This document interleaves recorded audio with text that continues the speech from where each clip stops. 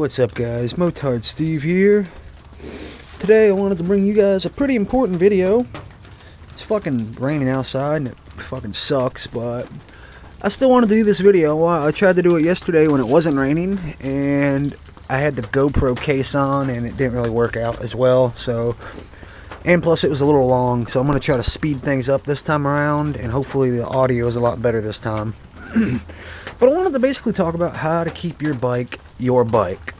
And I'm mainly going to focus on when you're out in public and you're riding around and you have to park it somewheres and go into like a store or something, or maybe at work.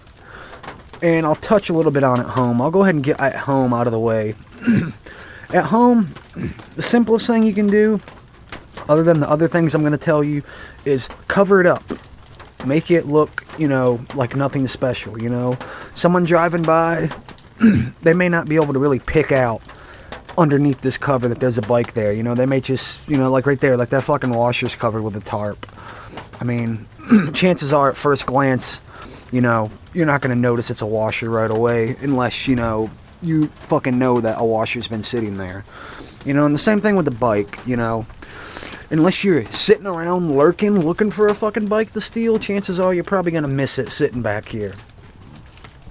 That being said, though, so when you're at home, simplest thing you can do is cover your bike up or stick it in your garage if you have one.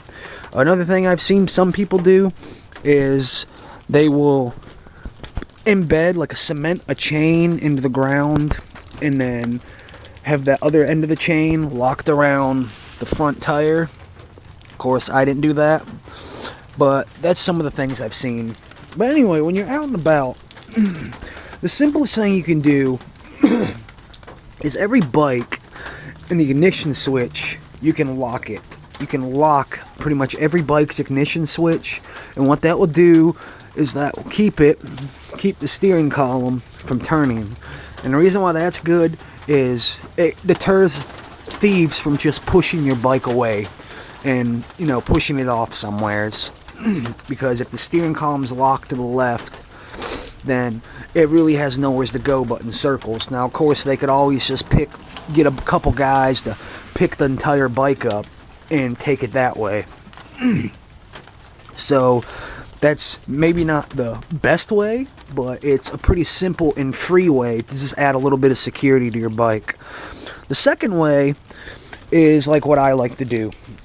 Now, you don't always have an object to tie your bike to, but usually that's ideal, to find something you can tie your bike to, and you want it to be something grounded and solid into the ground, and ideally you want it to be something taller than like arm's reach, or about, at least a foot or two higher than as tall as you are.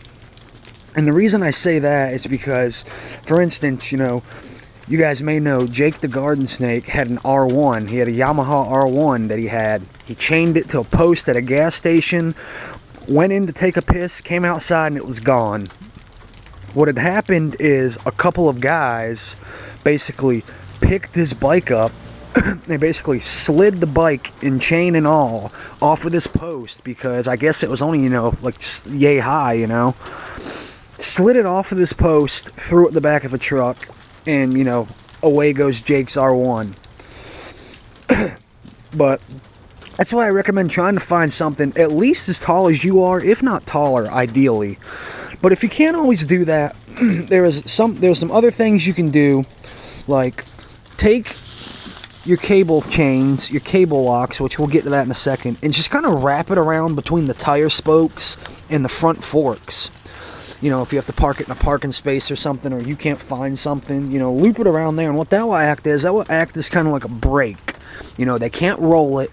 They're going to have to be forced to pick it up if they want to move it.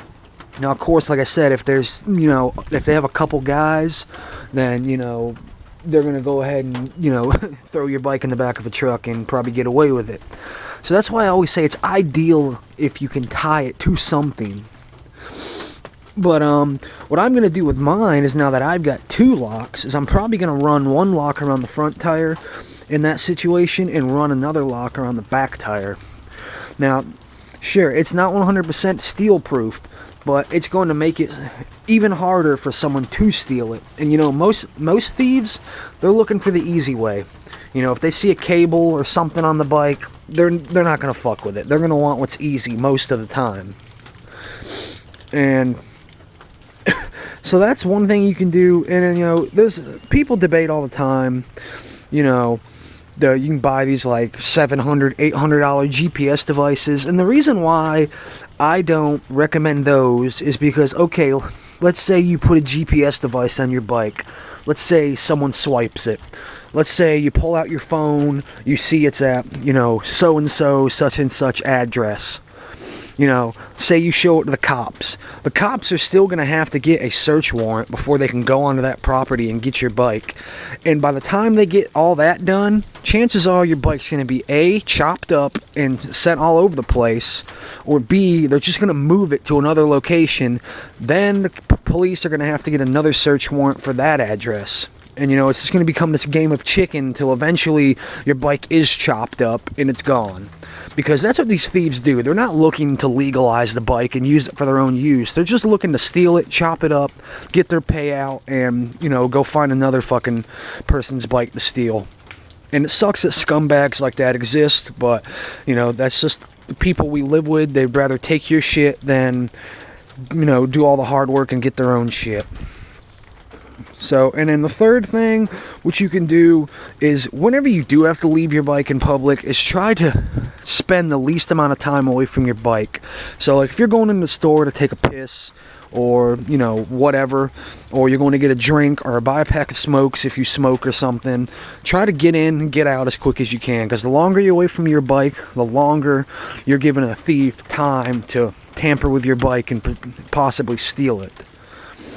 Now, you know, that's why I don't recommend really expensive shit, because it kind of negates the fact of even owning it in the first place. And plus, who the fuck has like $800 extra? Not many people have $800 extra to put on their bike just to keep someone from stealing it.